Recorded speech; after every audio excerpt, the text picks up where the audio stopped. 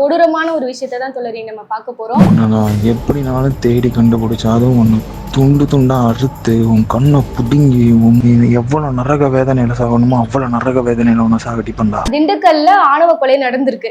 ஆணவ கொலைனா மறுபடியும் ராமச்சந்திரன் இப்ப கொலை செய்யப்பட்ட பையனோட பேரு 23 வயசு ஆகுது அவனுக்கு.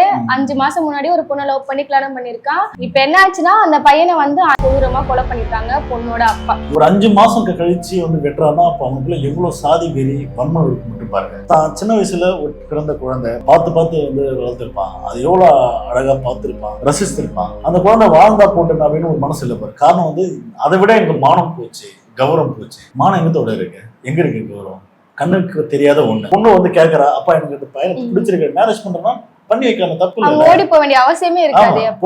நம்மளுக்கு காலம் முழுக்க நம்ம வச்சு காப்பாத்தோம். சோ அப்படின்ற ஒரு மைண்ட் செட் தான் பார்ப்போம். அப்படியே அதை ஏன் அந்த அப்பா அம்மா பார்க்க தோண மாட்டேது? இது வந்து பார்த்தோன்னா ஓபிசின்ற ஒரே இதுக்குள்ளதான் வருது. அதான் இப்ப வந்து எம்பிசின்னு எதுனா அதுலயே பல சாதிகள் இருக்கு. அவனுக்குள்ளேயே பார்த்தோன்னா நான் கீழே மேல.